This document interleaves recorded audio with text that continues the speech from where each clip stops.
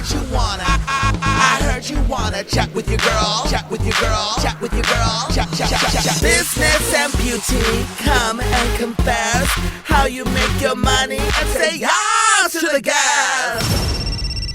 Oh my gosh, y'all. Today we have, I would say, my biggest inspiration of the Patrick Star brand ever. Like, literally, I am not joking. I've waited to like gush my love for this next individual, the one, the only Roxxxy Andrews. Hi. Oh my God, what an introduction.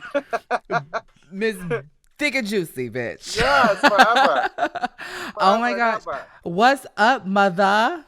Well, nothing, girl. Busy, living life, happy to be alive, and this crazy world. And nothing, just living day by day, doing things that I've always wanted to do, experiencing and living my life. So if you guys do not know Roxxxy Andrews, you're living under a rock. Roxxxy Andrews is my biggest hometown, Orlando, Florida, world internationally known drag queen. Also known from RuPaul's Drag Race and All Stars. Obviously, favorite moment viral was when she pulled off her wig to whip my hair. The wig under the wig. Is there another wig under this wig today? No, there is boy hair underneath this wig. Well, you are known for the mug, the body, the reveals, and the epitome of DIY drag. And I want to get into the fucking tea later of your thoughts on DIY drag versus like not DIY. You are such a success to me, and the podcast is called Say Yas to the Guest. Say Yas. YAS stands for you are a success. And so I want to invite amazing people, because everyone has like a different path and a different journey to their success, and you, my friend, are such a sickening queen. Like, well, thank you. That's so sweet, and I'm so proud of you and everything that you do. But this is so much fun. That's why I was like, when they told me, I was like, oh my God, I'm totally doing it with her. Yes. Oh my gosh, thank you. Bring me on. You performed at my birthday. I had the OG Pulse Queens, girl. You did. we still. I have the pictures up in my room.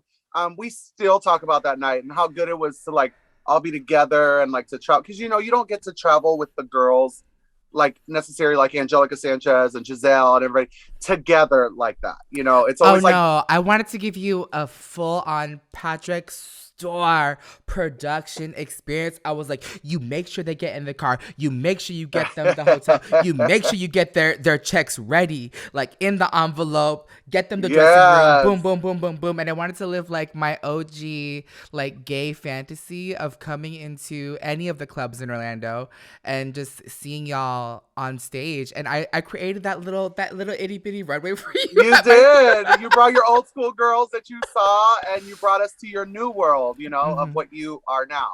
Mm-hmm.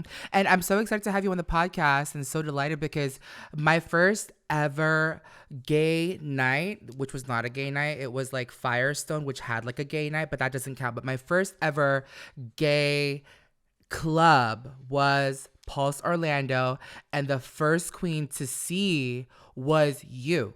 And you performed Kelly Clarkson's Since You've Been Gone in the OG from the Breakaway album. And it was so crazy at that time in terms of like my identity, because I was just coming out. Kelly Clarkson was like the first album that I had bought with my own money. I was too scared to like express myself and buy any other music. So Kelly Clarkson it was. And then I walk into the gay club, and I'm in the way back of that side room when there was a white room, bitch. Back then, when if you all know, you know. And you were performing, and the and then the iconic Roxy thigh, the hip thigh, yes, and you performed it, and I was like, oh my God, I had never seen a creature like as glam, and then I think that set it off for me. Like since that point, I was like, oh my God, there are people doing it. And obviously I don't perform as a world drag queen, but I perform in makeup online and on YouTube for many years now. But thank you. No, thank you. That was very, very sweet. Your story is one story out of all of the little people we had here in Orlando, that we still do. That it's like the thing that I love most about what I do is getting on stage and being that girl for those kids, and you never know who those kids are going to be. And look at your story. You're just one of many, and still being in Orlando. I love this city so much, and you love it too. You're always back, and hearing those stories of you were the first queen I saw, and they'll express the entire story to me. And now I do drag, and now because of you, I came out to my parents, and because of you, I know I was trying. It was like, all the crap that happens behind this, because you deal with it too. It makes it everything worth it. At the end of the day. Mm-hmm. It's so crazy because you are still giving the girls a show, because you've done drag for how many years now? Oh my God, since I was 21, I'm 38. So that's like 17 years. Holy crap. Yeah, I'm like, so so you're many pushing 2 generations. decades, girl. 2 So decades. many hip hats, girl. So many of the same patterns just going around every week, girl. Bitch, just keep going. And I'm still doing Kelly Clarkson. So crazy. Well, I expect at least 2 8 counts of a hip pat before a toss Okay. with the same cover up that y'all just borrow. Yeah. It's just so funny. It's so amazing to see everything that you've done, because I saw a story the other day that you reposted, and it's from Aquaria, like one of the news, one of the babies saying Mother Queen Roxxxy Andrews, and it's just like, she can just fucking fart on stage and people will just live, and you just like still got it. It's just know what's so crazy? On today is Monday. On Saturday night, this girl came up to me and she's like, hey, oh my God, we take a picture. I'm from North Carolina or whatever. And she's like, I love the show. She's like, it was so different than what everybody does at home. And I was like, well, what do you mean by that? And she's like, well, everybody at home is, the splits and the kicks and the this and the that. And she's like, do you guys do that here? And I was, mind you, there were like 5 or 6 girls in the show. And I told her, I was like, yeah, we do that sometimes. I was like, but you have to understand, Florida drag is more than just that. There's different types of entertainment. And it's actually so much harder to captivate an audience and be standing in one spot than to come out kicking and splitting and twirling and turning the party, like Kenny Davenport or Shangela or one of those. I grew up watching Mimi Marks, Erica Andrews, where they were just a vision. So that's my kind of drag. And I was expressing that to her, and I was like, wait a minute, she doesn't even know these girls. She doesn't know what I'm talking about. I was like, well, thank you for coming to the show. Yeah, we do that sometimes. But drag is so different. And like you said, Aquaria is a baby. And a lot of the drag race girls that will come up and they're like, oh, she's the best drag queen in the world, or just talking because they know I do everything from head to toe and things like that. And it's just like, I never know how to take that compliment. I love it and I appreciate it. It's just, I've seen so much good drag. I don't know. So when they say things like that, it's just amazing to me. I don't know if maybe subconsciously I have been inspired by you throughout the years. It's because my fucking turban has to stay balanced on my head, so I have nothing but to stand still, bitch, and serve. Yeah. And so whether it be on YouTube or in public, it's like, okay, where's my Roxxxy Andrews? I'm gonna wear my bordellos. Okay. I'm gonna wear my bordellos tonight. Glue my earrings to the ears and just hit pat and step and repeat on the red carpet. So baby, and you love a rhinestone as much as I do. Yes, you do. I'm walking the red carpet on Thursday, so I'm gonna try my best to channel and shout you out and channel my inner Roxxxy Andrews for House of Gucci this Thursday. So I'm so excited. live. I remember looking at you and growing up, and I remember going home and like YouTubing Roxxxy Andrews.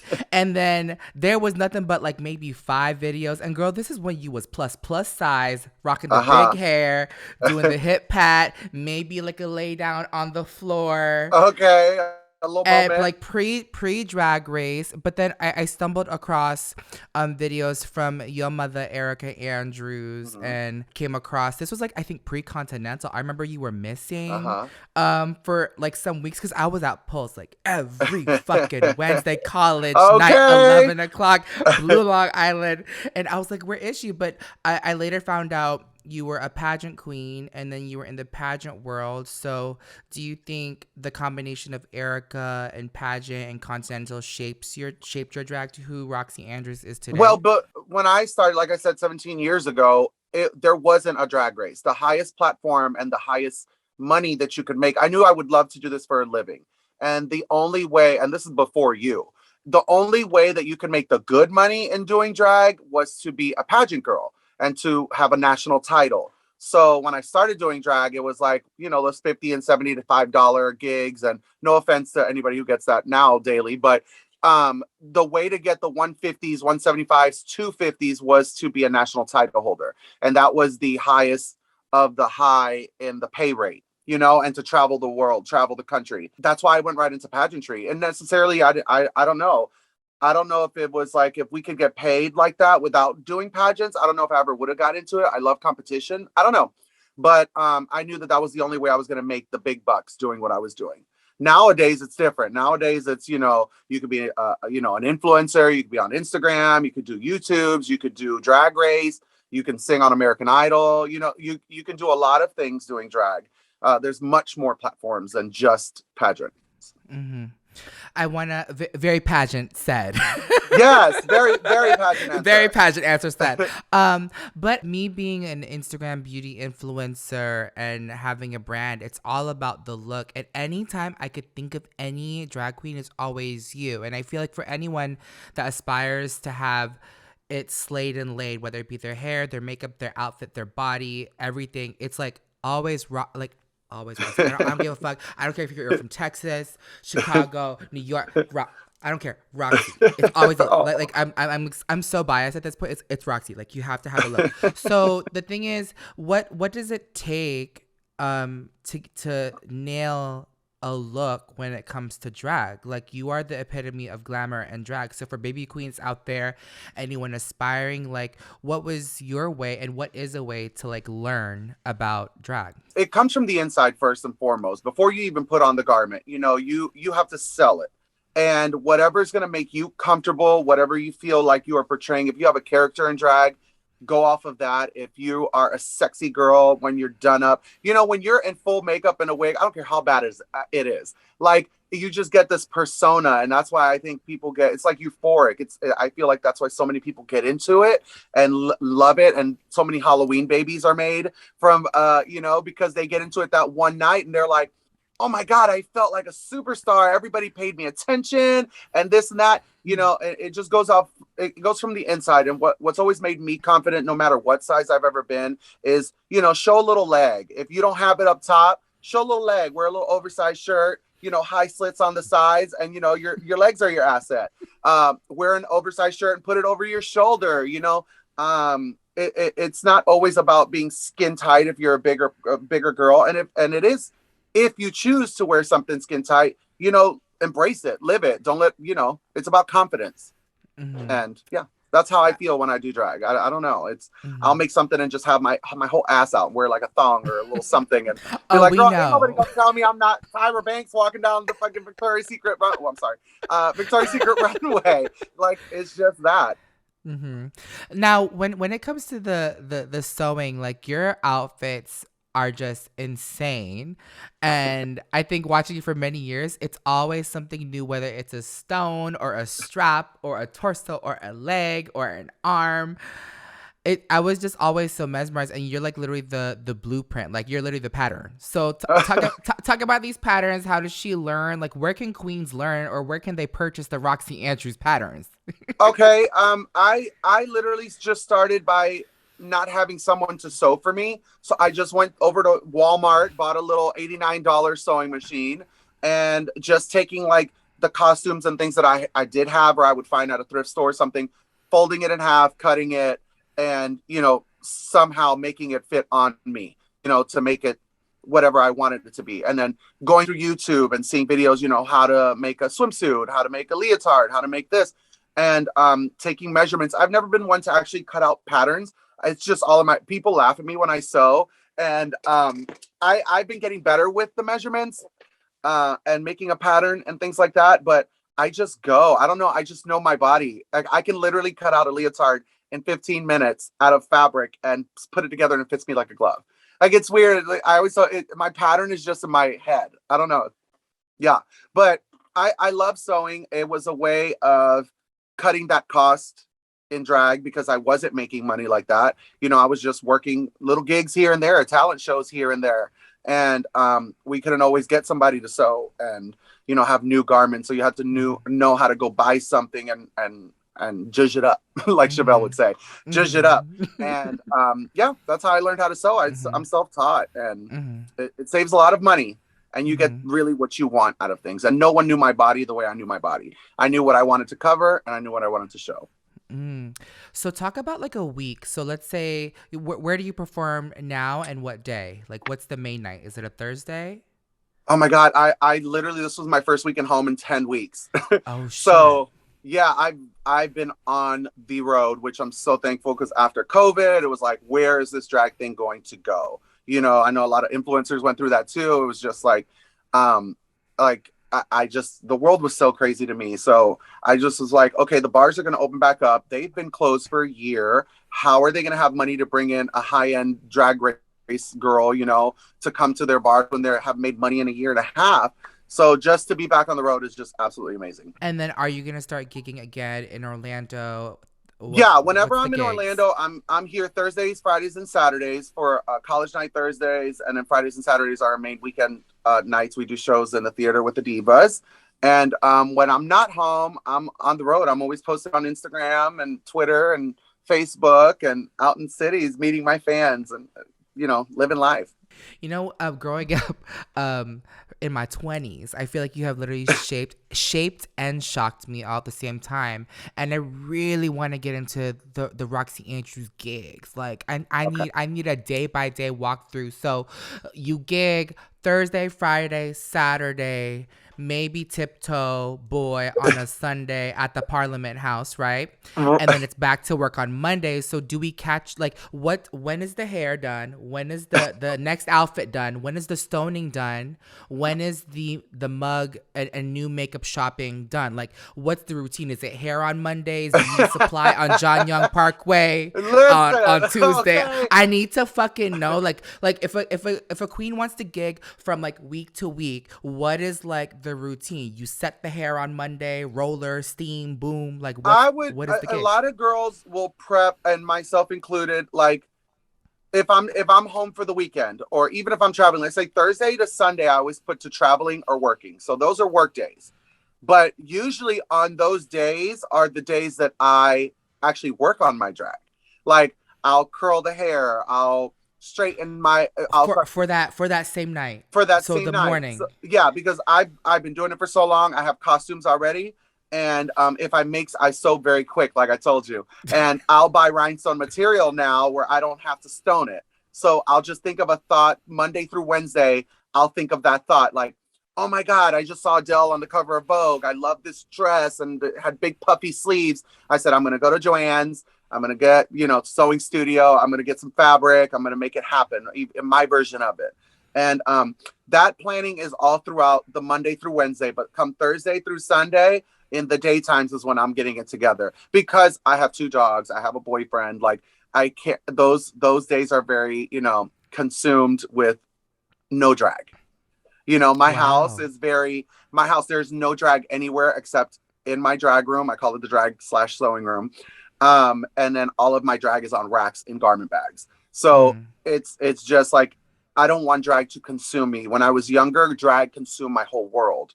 It was too much. And you have to know how to just step away from it sometimes, take a breather, because that's when you can, your thoughts can stay like at the top. How do I say it? Like they stay fresh. If I take a couple days off, it's like thinking of work 24/7 is never good. You need that day or two away from all of it. No club, no nothing, just to let me watch some YouTube. Let me watch some old pageants. Let me watch some movies, get inspired, and look for inspiration in different things. Oh, that's tea. That's crazy because I always thought, okay, she would go to the beauty, like let me catch Roxxxy at the beauty, so like wig world, right off Kirkman, right. I do the One Stop Beauty Supply. I love it. It's such a great store, and I love those. Like I said, since I've been doing it so long, I have those human wigs that I can cut up and recolor and do things like that, where rather than just running to the store. But that's why I love the holiday time and Halloween time, because it'd be like, or let's say Gaga comes out with a new video and she's got this red curly hair. I'm running to that store, One Stop Beauty Supply, to go find that hair that week. Like that's the fun of drag, to be We that would creative. all gag because like I remember Rihanna came out with like her like punk era Disturbia, and Uh-huh. I blink and Miss Roxxxy Andrews and the other girls have something from a Disturbia in the pixie of it all. It was coiffed to the front, catch Roxy next Yeah, week, coiffed to the back in a yeah, ballad. absolutely. It's just so You it's got just to so stay on the game. And crazy. that goes to what I just said. Like, do some research throughout those couple of days. Like, put yourself on top of the game by doing that, and be right on top of it, you know. And when you learn how to sew yourself, even if it's the basics, you can do that, you know, because you can just go run to get that material. You don't have to call your designer and say, hey, do you have an opening? Oh, a couple months down the road. And by then it's old, you know. T. When I believe me and my friends, we would travel, let's say to like LA or any other city and watch a drag show, I was like, this is it. Like no shade to other clubs, but I was just No. used to the blinding lights and then the fucking curtain on cue on the fucking first minute in because y'all like to leave us hanging for a little bit and then the curtain opens, maybe a Uh-huh. leg, maybe a wrist, and then the curtain opens. But it's just so funny. I was like, wow, they're just like set the standard and in terms of like looks and glamour. And I feel whenever I go back for the holidays, I'm like, it's a fucking Orlando thing. I don't know why. I don't know if it's It's, Disney, if it's a theme park or the pixie motherfucking dust up we in the gigs. we live and breathe drag over here. I mean, there's so many. I'm sure when you come, you're like, who's that? Who's that? It's just when you walk away and turn right back around, even traveling, like when I come back home, I'm like, there's another baby. Like, who's that? Oh, well, that's so and so. She's here for me. I'm like, oh my God. Like, and they're amazing. It's no more that era of learning how to do makeup is like gone. It's like they just know they're beautiful. They're stunning. Day 5 or 6 of them doing drag, they've got it together. They have this look, and I live for that because they're so invested. How important is it for sisterhood while learning to accomplish drag? Oh my God, sisterhood is absolutely important. You need those sisters to give you inspiration, let you know when you're. And I always say this: hang out with people that are going to tell you when you look the fool, when you did not, when it's not right. Because you always have those people at the club, and I tell these to the newcomer girls coming into the scene. Everybody's going to tell you, bitch, you turned it, bitch. Yes, you worked it tonight. And I'm like, no, you have holes in your pantyhose. You don't need to be wearing that outfit. Like, you're wearing streetwear on the stage. Like, level it up. I understand you're starting. I understand the money's not there. Do some talent shows, get some money for drag, and make it happen. Even if you have one good garment, wear it in all the clubs all that week. But you gotta set that standard to yourself. You're selling, you are your brand. And if you go around, if you was walking around all day long, no turban, jeans, like looking sloppy, no makeup, and you're an ambassador for a makeup, you know what I mean? Like, it's just, you don't do that. So you're a brand. So anytime you step into the scene, make sure you look good. So what's like an important lesson that you've learned from your sisterhood or from any Yeah. queen? Like what's something that has stuck with you until now? Sisters will always be there for you. If you have the right one. I've had a handful of sisters that, gone and moved other places, and they used to live here, but then we'll make new ones with new girls. Right now, my circle of my sisters, we have a little group chat, so we'll get on Facebook Live or Facebook little messenger video, and we'll all get on there and just chat all day long. You need your sisters to be there for you and what you're, because they do the same thing you do. So no one understands it like they do. So when you're venting about work, when you're venting about traveling, when you're venting about hair, when you're venting about your costume or gaining weight or losing weight, they know what it's like to be in the spotlight, those kind of things happening. Sisters are very important, to be there for you when you're doing pageants, to be there for you when things happen. It's like best girlfriends. I think because you're experienced now 17 years doing drag, I would assume it's kind of like symbolism for like an influencer having like a persona online and then also like a personal life because you like to flex and be that bitch online and show Right. all the good things and this and that and kiki, but then you are somebody else when you log off, when your phone's off and this and that. How much would you say then versus now you were living as Roxxxy Andrews versus you and Michael now? Yeah. back Because you have a then, boyfriend, you have dogs, like you have a life. yeah. And so when I first started drag, I looked like a drag. I always say this. I looked like a drag queen in and out of drag. I had like little hair up brows, could care less about my boy persona, you know? And then I was boohooing all the time because I didn't have a relationship and I didn't have, you know, the attention that I wanted from boys as a boy. But here I am, you know, and this is my own opinion and my own story. But I knew that I had to separate drag from Michael. You know, Michael's life, I needed to have a boy life and I needed to have a girl life, you know, in the bars. So I see it as Roxxxy is a uniform. Roxxxy is a persona. Roxxxy is my sugar mama. And Michael is the person. So I don't change in and out of drag who I am, but there is a clock in. You know, there is more so now than then. More so now than then. Yes, absolutely. But I would say then I used to do it more Roxxxy than Michael. Now it's more Michael than Roxxxy. Roxxxy's more just business. You know, like RuPaul always says, I don't show up in drag unless I'm getting a check. You know, like it's like that for me. Special occasions, Continental, when I go watch the pageant, you know, when I'm with certain things, like if there's a girl doing a special night, I'll show up in drag and, oh, girl, let's go Kiki and, you know, go out tonight. Like tonight, we're probably going out to the Latin night over at Southern just because I never do this kind of stuff. So I knew I was going to be here with you. I was like, let me get dolled up and, you know, go and step out and say hi to the kids because they don't see. And then when I do that, they're like, what are you doing out? Are you performing? I'm like, no, I'm just Kiki and I'm having a good time. And it means a lot to them to see me off the stage, but still Roxxxy. Yeah. So more so then than now, but I definitely, there is a difference. There is a difference. Because I'll be single, just wrapped in the girl. I'm obsessed with drag.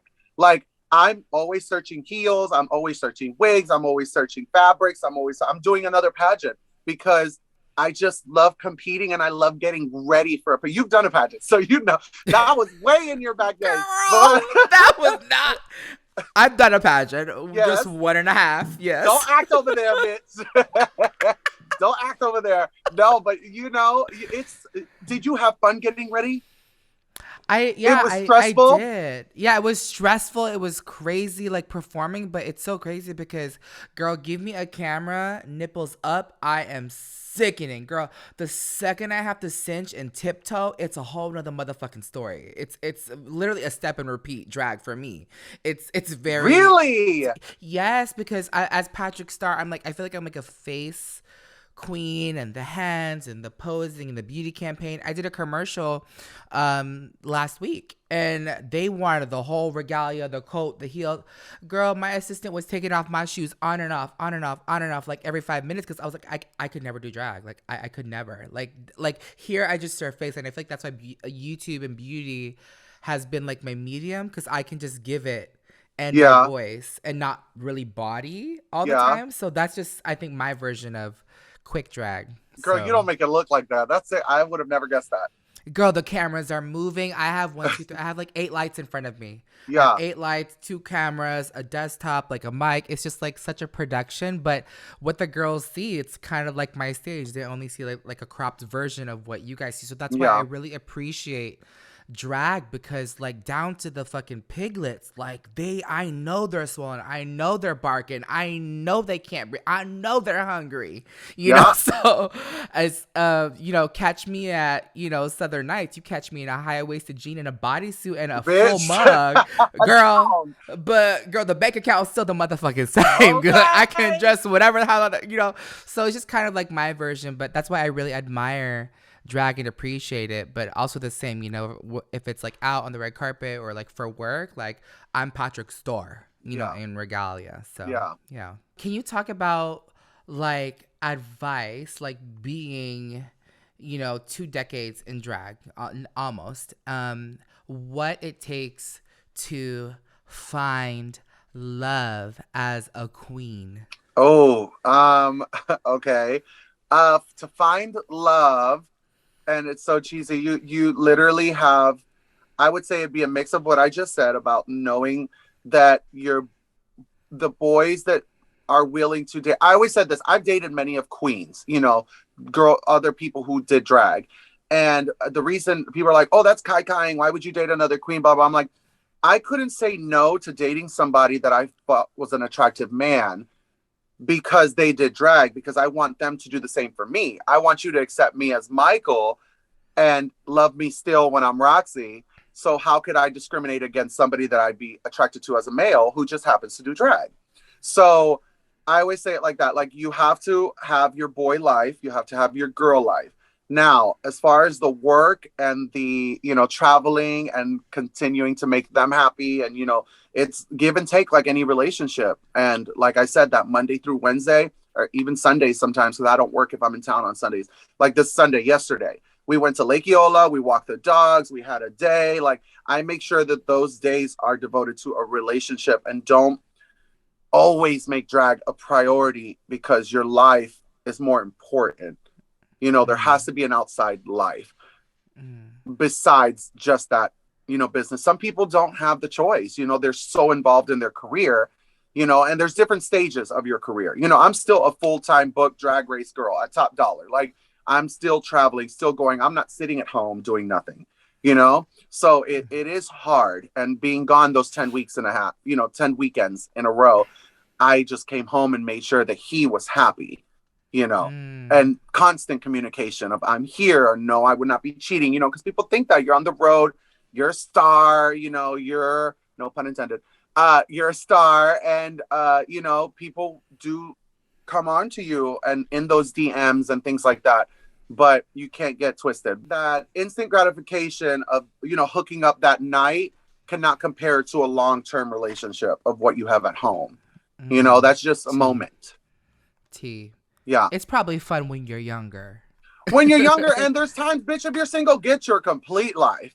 But eventually we all want that romance, and that fairy tale. I'm a Disney fanatic. Like, I want that fairy tale. Yeah. How important is it for you in terms of doing drag, and also in terms of when looking for a relationship, is it for you to acknowledge that you have a boy persona? Because drag could be all over your Instagram page, like, if you're a young baby drag queen, and it's just ooh, I want to rub your titties. It's like, baby, this breastplate comes off. Like, yeah. Okay. I remember whenever I started wearing my breastplate, like, and the wigs, just to like gag the girls. For me, it was to inspire, like, yo, if I can look fish, so can you. Get your makeup, get your life. Yeah. But then it turned into something else in the DMs, like, ooh, what's up, mama? What's and the up, ma? video, I said, you got it twisted, baby. So it was very much that. And I was like, okay, well, Patrick's store is here, but then there's Patrick over here. So okay. Like, that silicone on my skin, baby, is not gonna last all night. No, So how important is it to you to show, or for anyone to show their boy persona looking for a relationship? It's very important. It just goes back to, making yourself visible as both. On my Instagram, you rarely, I don't think I've posted a picture of my boyfriend. And I don't ever do that because, one, he could care less about being on my Instagram, and you need to find somebody like that too. Somebody that's not trying to be all up, for the clout, and that's point one. That's number one. You can't be in it for the clout.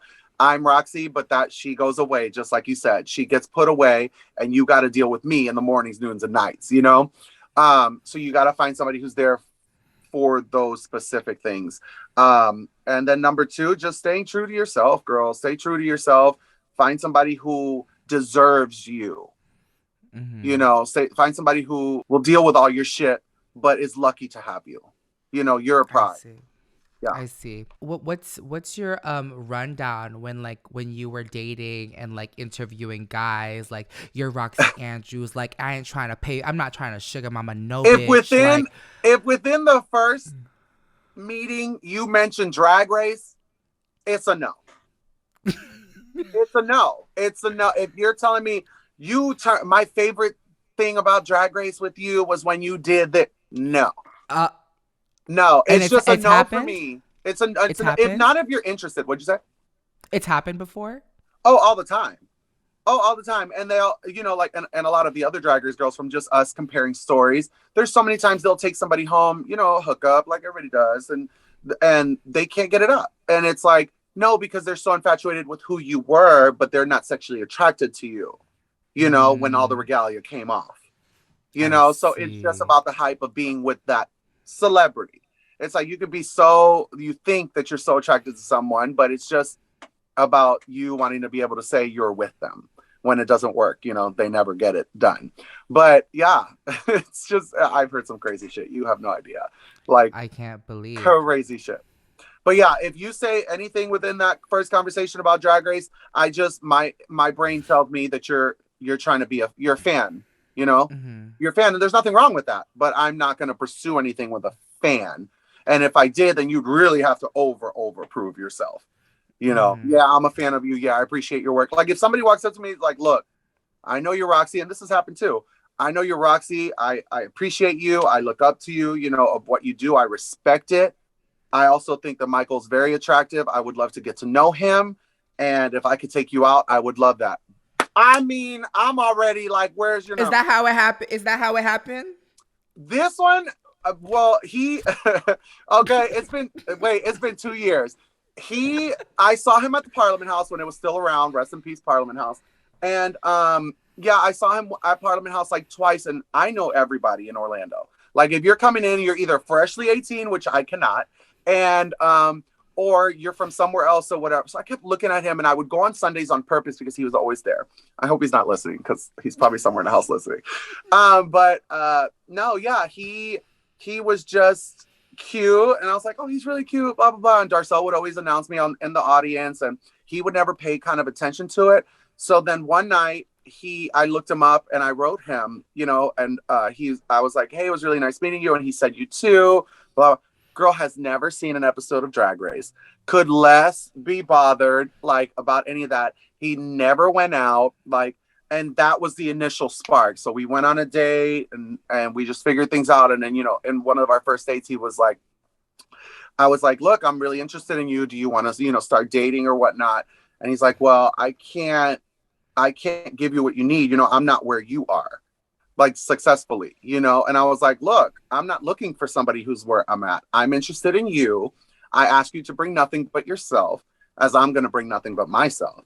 And in just ever since then, girl, it's just been 2 years later, my longest relationship ever. Here we are. Yeah. And I would say if I feel like it's not going to work, I cut it because I'm only getting older. And if I don't see the wedding bells in the fence at any moment, or I feel like you're cheating or there's no trust, I will clip it. You know, it's no time. And there's so many people that stay in those relationships, like thinking it'll get better. And it's like, no, you're missing opportunities by staying in it. But yeah.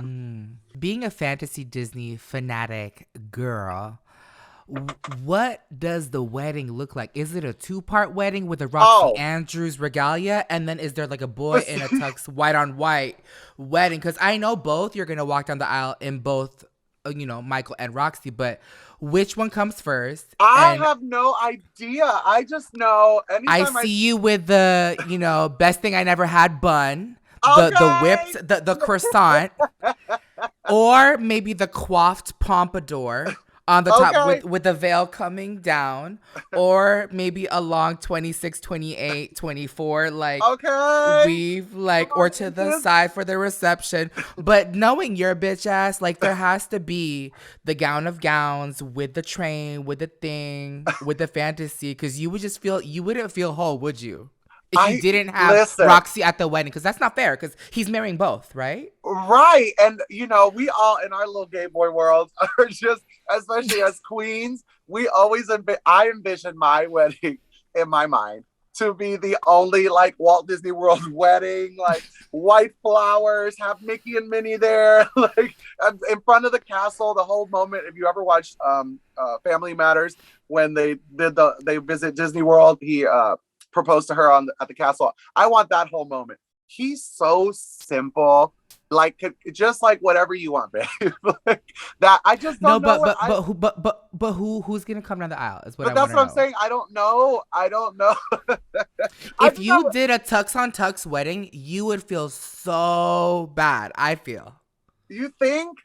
I feel. I don't think he would like the Roxxxy thing. He'd be like, "I'm marrying Michael. What is this?" Like, I know, but Roxxxy needs her own. Like, it's called pictures. Roxxxy's Reception. Roxxxy's Reception. Yeah. Yeah. Very that. Yeah. there's definitely there would have to be something, Roxy. I think maybe like, babe, you know, since you're really simple, let's just kneel at the courthouse, but our reception. Oh no. Oh no. No? No, hell no. Oh hell to the no. Girl, I said the other day the girls keep laughing at me in the dressing room. I'm like, I'm hiring Michael Bublé for my wedding. Like, I'm very that girl. Like, I want that wedding of my dream wedding. Now, of course, I see myself as Roxy, just done in the gown and the whole thing. Hair, just little, what do they call it? The carnations in my little hair with rhinestones, just fish. But we don't know. Let's hope this works out. I'm gonna wait for another couple years and we'll see. You'll definitely be there. So you'll. Be oh there. my gosh! I think I'm producing it by One Size. Like a part of it sponsored by One Size and Patrick Star Productions. Like the road to Roxy's reception. Like something like that. You know, we can call WOW or whoever the fuck we want to pick. Maybe Disney Plus. We can call it first Disney drag fantasy weddings. Like I see it now. Yeah. Yeah, I think we have. You know, I'm gonna talk to my team tomorrow because we have a budget meeting. And contact your people. We'll get it done. So you got that, guys. Michael Bublé, horse and carriage, Roxxxy and Michael's wedding. The glass slipper, the carnations, everything. We'll have to budget an insurance for Tinkerbell to swoop down. We know the Tinkerbells, girl. We'll get her. We'll do it for free. Well, she's sponsoring that flight. Oh my gosh. Is there anything else that you are looking forward to conquer and learn when it comes to Roxxxy Andrews in your life, having done nearly 2 decades of drag? There's a lot of things that I would love to do. Will I do them in my career? I hope, but it will definitely, there'll be a day where there's no more Roxxxy, where it's time to, you know, spread. Yes, I want to be 60 doing drag. I never say never. I will definitely never put her away forever. But the constant, you know, weekly thing and stuff, I'm definitely starting a business soon. And, you know, I want to venture that way because I feel like in drag, it gets a little repetitive, you know, with the hometown gig and stuff. No time soon, but eventually. Yeah. Yeah, moving on to the next step. You know? So business, being a badass bitch.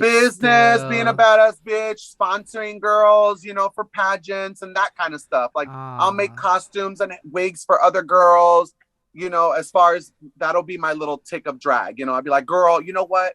I'm going to make you a fierce elf. And they'll be like, how much you want? I'd be like, no. I just want to make it. Like, I don't do drag anymore. They could only be so motherfuckers lucky to have any of your 10 fucking little fingers and toes touch them and be blessed. Yeah, I will always, I think forever for the rest of my life, I will definitely be an avid promoter of drag, you know, I love it. And I'll never stop loving it, you know, and helping kids and little children's get up saying it. Any current favorites, favorite queens that you could say on the record, on the podcast? Oh my God, I have so big many or small, any. I have so many favorite queens. Sasha Colby. They always ask me who I would love to see on Drag Race, and it's always these trans women that I know and I've loved and looked up to for so long. And I wish that they would open those doors. I know they're slowly but surely, you know, just to have those because of their talents, not because of the hoopla that comes with it, not because of the winning the money and traveling the world. It's because of their talent. If America could see and the world could see their talent, it's just, I want them to be able to experience that. But yeah, Sasha Colby stands out. A lot of Continental girls, the reigning, you know, Miss Juliana Rivera. There's a lot. There's too many to mention. I love it. We have a segment called Doing the Most. It's rapid fire. There's 4 questions. Are you ready to play? I'm ready. Let's do it. Doing the most, bitch. Who do you think, Roxxxy Andrews, is doing the most?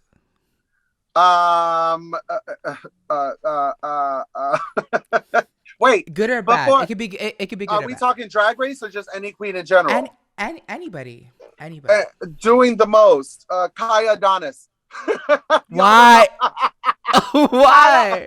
I said it because you know her, and because you know, I'm just talking to one of my girlfriends. But if y'all look up Kaya, Kaya's always doing the most. Like, Kaya, sit down. She's gonna kill me. I'm dead. Miss Cosplay Queen. Miss Cosplay Hot Glue Queen doing the most. Oh my God, love her. Shout out to Kaya. What means the most to you? My babies, my dogs. When were you the most messy? On Drag Race. Which time? Season 5. I was messy, girl. I was there'll be things that I would see and I wouldn't tell the girls. There's things y'all didn't even see on television. But we saw it on TikTok recently. What? You're going viral because me and my producer Des, we were like, oh my gosh, like she said, oh, there's this thing that Roxxxy was talking about with Jada, and I was like, I saw that TikTok too. I think it's circulating online about how the edit. I think so. Yeah, I think you were talking about telling Jinx, like, when was your favorite part of Drag Race? When you were in the bottom drama. That just happened last weekend, and somebody sent me that. I can't believe, I don't know if it's going viral, but yeah, it was just me just talking about the show because it is that. It is very, ladies, we're still filming a television show. And when it gets to the end, we get very stressed out and we don't really have a lot of time to talk, and they still need to film a TV show. So messy. Well, you're still here. You're still alive. You're still Roxxxy Andrews. What is the most expensive thing you have? My shoe collection. Really? Are you coming for Imelda Marcos? I'm obsessed. I just got. Are you coming for Imelda Marcos? No. Yeah, for the shoe collection. I just got the Versace platforms. I'm currently stretching them because there is a shoe stretcher. There is a shoe stretcher sitting in my shoe because I always like them to be as comfortable as they can be. So I'm stretching them before I wear them. I've had them for a week now, but I just got them and I cannot wait to wear them. But I'm obsessed with red bottoms. I have a shoe collection that's to die for. Oh my gosh. Well, I think there needs to be a shoe collection tour sometime. Yes, I would live for that. Oh my gosh, lovely. Well, where can everyone find you and follow you? Roxxxy Andrews on Instagram. It's ROXXY Andrews on Instagram, Twitter, and Facebook. And if you want to be my personal friend on Facebook, it's Roxxxy with 1X Andrews. I don't have any space, but I always make some. I know. I see the thousands of friends. That's where all the tea goes down on that Facebook, but yeah. Awesome. Well, everyone, please go and support this successful, amazing Glamazon Phoenix of drag, other known as Roxxxy Andrews. I love you. I'm such a fan and a stan, and I'm so proud of everything that you have done because you have paved the way for thousands, if not millions, of girls and boys looking up to you in this world of glamour, including myself. So thank you so much, Roxxxy. And right back at you. Thank you. And you keep turning the party and doing what you're doing. So I'm so proud of you. Everybody is here in Orlando. Yes, I'll see you at one of the nights this holiday season, or a summer or spring. Yes. I'm always back home. I'm always there, so I'll catch you there. Mwah, love you. Love you. I hope you enjoyed this episode of Say Yes to the Guest. Make sure you subscribe to this podcast and follow at Say Yes to the Guest on all social platforms. Remember, you are successful. Now go out and be the bad bitch you truly are. Can't wait to chat with you next time. Bye.